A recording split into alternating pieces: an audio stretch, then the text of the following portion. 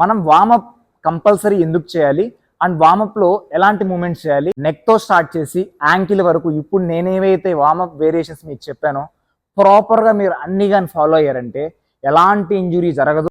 Hi అందరికీ నమస్తే, welcome to fitness ocean. అయితే ఈరోజు వీడియోలో మనం వార్మప్ కంపల్సరీ ఎందుకు చేయాలి అండ్ వార్మప్లో ఎలాంటి మూమెంట్స్ చేయాలి. సో మనం ఫస్ట్ నెక్తో స్టార్ట్ చేసి యాంకిల్తో ఫినిష్ చేద్దాం. Neck down up or neck flexion and extension అనొచ్చు. 3, 4, 5. Next variation side to side. 1, 1, 2, 2, 3, 3, 4, 4, 5, 5. Next variation side bends. 1, 1, 2, 2, 3, 3, 4, 4, 5, 5. So neck అయిపోయింది. నెక్ తర్వాత స్లోగా షోల్డర్కి మూవ్ అవుతాం. షోల్డర్లో వచ్చేసి షోల్డర్ సర్కండక్షన్స్. 1, 2, 3, 4, 5. రివర్స్. 1, 2, 3, 4, 5. సో షోల్డర్స్ తర్వాత ఫ్లైస్. ఇదేం చేస్తుంది అంటే చెస్ట్ మసిల్స్ని ఫ్రీ చేస్తుంది. 1, 2, 3, 4, 5. Next variation scapula elevation and depressions. So scapula elevation అంటే దీన్ని మనం స్కాపులా అంటాము. స్కాపులా ఎలివేట్ చేసేటప్పుడు కంపల్సరీ మనం ఎల్బోస్ని లాక్ చేసి ఉంచాలన్నమాట. సో స్కాపులా ఎలివేషన్ అని దీన్ని అంటారు, డిప్రెషన్ అని దీన్ని అంటారు. Scapula elevation and depression, elevation and depression. 4, 5. Next variation scapula retraction and protraction. అయితే ఈ వేరియేషన్ బాగా గమనించండి. మీరు చెస్ట్ వర్కౌట్స్ కానీ షోల్డర్ వర్కౌట్స్ కానీ చేసేటప్పుడు స్కాపులా రిట్రాక్షన్ అని వినుంటారు అనమాట. సో ఈ పోస్చర్ని మీరు మెయింటైన్ చేయాల్సి వస్తుంది. నేను చూపిస్తాను. Scapula retraction and protraction. So మీరు చెస్ట్ కానీ షోల్డర్ కానీ చేసేటప్పుడు రిట్రాక్షన్ ఫేస్లో ఉంచి మీరు వర్కౌట్ చేయాలి. కాబట్టి బాగా ఇది మీరు ప్రాక్టీస్ చేయాలి. 2, 3, 4, 5. Next variation wrist flexions and extension. 1, 2, 3, 4, 5. Next abductions, adductions. 2, 3, 4, 5. Next variation 1, 2, 3, 4, 5. Next rotations 1, 2, 3, 4, 5. Reverse 1, 2, 3, 4, 5. Yes. Next side మసిల్స్ని free చేసుకోవాలి. సో మనం స్లోగా పై నుంచి కిందకు వస్తున్నాం. మీరు బాగా అబ్జర్వ్ చేయండి. ఒక్కొక్క జాయింట్ని ఒక్కొక్క ప్లేస్ దగ్గర మనం ఫ్రీ చేసుకుంటూ వస్తున్నాం. Next side bends.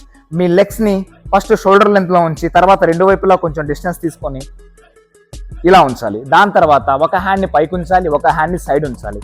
Okay. Bend then come back. 2, 3. మీకు అర్థం కావాలని చూపిస్తున్నా. చాలా మంది ఏం చేస్తారంటే ఇలా బెండ్ చేస్తారు, లేదంటే ఇలా బెండ్ చేస్తారు. అలా చేయకూడదు, కరెక్ట్గా బెండ్ చేయాలి. 4, 5. అలాగే అపోజిట్ సైడ్ కూడా 1, 2, 3, 4, 5. Yeah. Next variation windmills. So మీ అందరికీ తెలిసిందే, ఇది పార్క్లో అందరూ చేస్తూ ఉంటారు.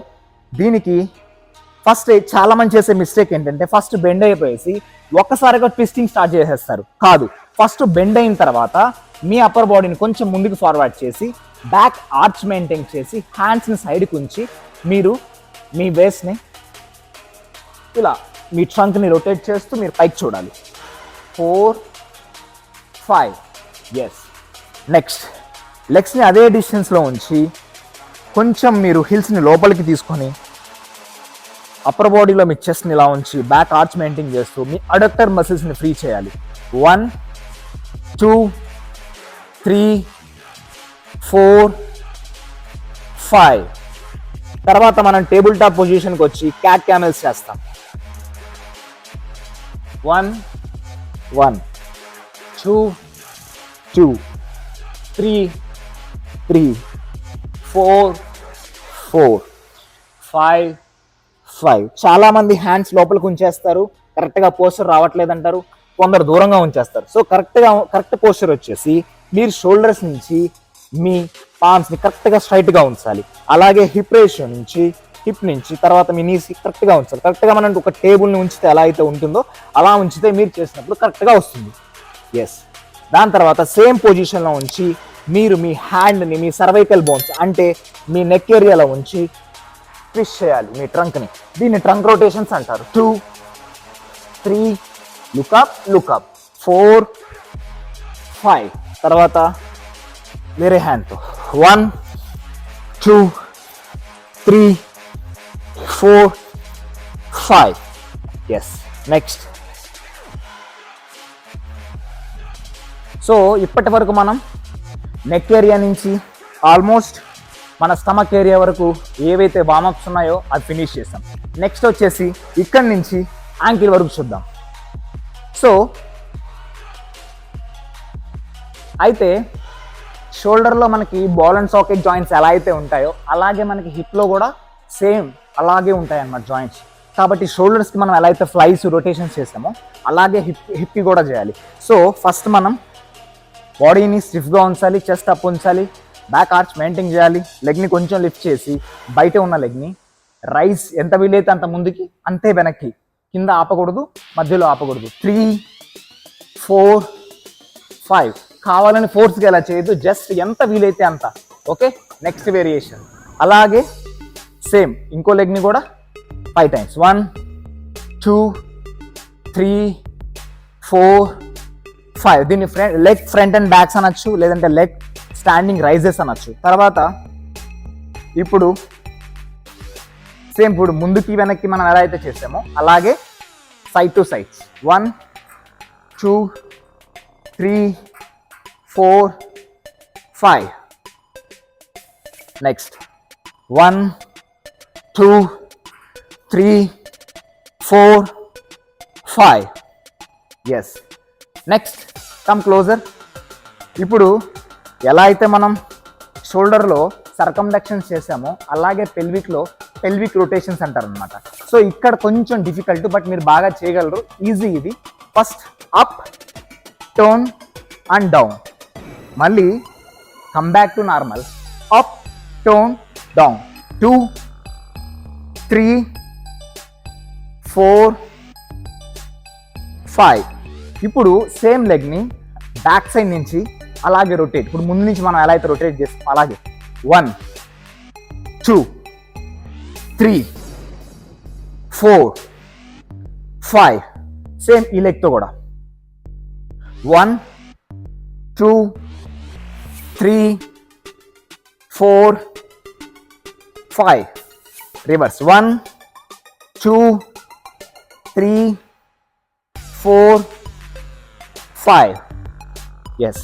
సో ఇప్పుడు మనం మన పెల్విక్లో కూడా పూర్తిగా వామప్ని ఫినిష్ చేసాం. నెక్స్ట్ వచ్చేసి నీస్కి వెళ్తాం. సో నీస్లో కంపల్సరీ మిస్ చేయకుండా ప్రతిరోజు కంపల్సరీ మీరు వర్కౌట్ చేసినా చేయకపోయినా కూడా మీరు ఇది ఇంక్లూడ్ చేయాలి మీ లైఫ్ స్టైల్లో. సో మీ ఒక లెగ్ని బ్యాక్ ఉంచాలి, ఇంకో లెగ్ని ఇలా ఫ్రంట్ ఉంచాలి. సో బ్యాక్ సైడ్ ఉన్న లెగ్ని స్టిఫ్గా ఉంచాలి, మీ నీస్ని లాక్ చేయాలి. అండ్ ముందున్న లెగ్ని close to the wall or close to the ఏదైనా ఒక పిల్లర్ లాంటి దానికి తీసుకోవాలి. సో స్లోగా మీ బాడీ వెయిట్ మొత్తాన్ని ఏదైతే వర్కింగ్ లెగ్ ఉందో ఆ లెగ్ మీదకి డిస్ట్రిబ్యూట్ చేయాలి. 1, 2 స్టిఫ్గా ఉంచాలి back leg, 3, 4, 5. Next same 1 distribute, మీ బాడీ వెయిట్ మొత్తాన్ని డిస్ట్రిబ్యూట్ చేయాలి. 3, 4, 5. నైస్. నెక్స్ట్ ఇది స్క్వాట్ టు స్టాండ్. మీ అందరికీ తెలుసు. సో మీరు స్క్వాట్స్ చేసేటప్పుడు ఏ పొజిషన్ తీసుకుంటారు? ఫస్ట్ షోల్డర్ లెంత్ లెగ్స్ ఉంచాలి, తర్వాత రెండు వైపులా 1 లెగ్ బయటకు ఉంచాలి, తర్వాత టోస్ని బయటకు ఉంచాలి. కిందికి వెళ్ళేటప్పుడు మీరు మీ నీస్ని ఇలా చేయకూడదు. సో ఎగ్జాక్ట్లీ మీరు మీ టోస్ మీదే ఇలా ఓపెన్ చేస్తూ కింద కూర్చోవాలి. సో ఇప్పుడు చూద్దాం squat to stand. So squat to stand వచ్చేసి మీ బిగ్ టోస్ని మీరు ఫస్ట్ హోల్డ్ చేయాలి. కొందరికి ఫ్లెక్సిబిలిటీ లేకపోవడం వల్ల వాళ్ళు ఇలా చేసినా కూడా పర్లేదు, బట్ ఈ వేరియేషన్ అయిపోయేంత వరకు మీరు బిగ్ టోస్ని అలాగే హోల్డ్ చేయాలి. హ్యాండ్స్ని బయటికి తీసుకెళ్ళకూడదు, హ్యాండ్స్ని లోపలే ఉంచాలి. Sit properly and come up. 2, back arch, chest up, see up, కిందికి వెళ్ళినప్పుడు. ఎస్. 4 5 రిలాక్స్. Next ankles. ఇది డోర్సోఫ్లెక్షన్, ఇది ప్లాంటర్ ఫ్లెక్షన్. 1 2 3 4 5. మళ్ళీ same leg, aversion, elevation. 2 3 4 5. Next 1 2 3 4 5. 1 2 3 4 5. Yeah. So ప్రతిరోజు మీరు నెక్తో స్టార్ట్ చేసి యాంకిల్ వరకు ఇప్పుడు నేనేవైతే వార్మప్ వేరియేషన్స్ మీకు చెప్పానో ప్రాపర్గా మీరు అన్ని కానీ ఫాలో అయ్యారంటే ఎలాంటి ఇంజురీ జరగదు. దాని తర్వాత మీ బాడీలో హీట్ జనరేట్ అయ్యి మీకు సర్క్యులేషన్ బాగా జరుగుతుంది. దాంతోపాటు మీ సిఎన్ఎస్ యాక్టివేట్ అవుతుంది, మీ బాడీ వర్కౌట్కి రెడీ అవుతుంది. కాబట్టి ప్రతిరోజు వర్కౌట్ చేసే ముందు ఫుల్ బాడీ వార్మప్ చేయండి. చాలామంది ఈరోజు చెస్ట్ చేస్తున్నాం కాబట్టి ఓన్లీ చెస్ట్ వరకే వార్మప్ చేస్తారు. కానీ మీరు చెస్ట్ చేసేటప్పుడు వెళ్తారు, డంబిల్స్ తీసుకుంటారు, ఆ బెంచ్ మీద పడుకుంటారు. సో చాలా యాక్టివిటీ జరుగుతూ ఉంటుంది. ఓన్లీ చెస్ట్ అంటే మీరు మిషన్స్ మీద కూర్చొని చేయరు కదా, డంబిల్స్తో చేస్తారు, రాడ్స్తో చేస్తారు, ఫ్రీ వెయిట్స్ యూజ్ చేస్తారు.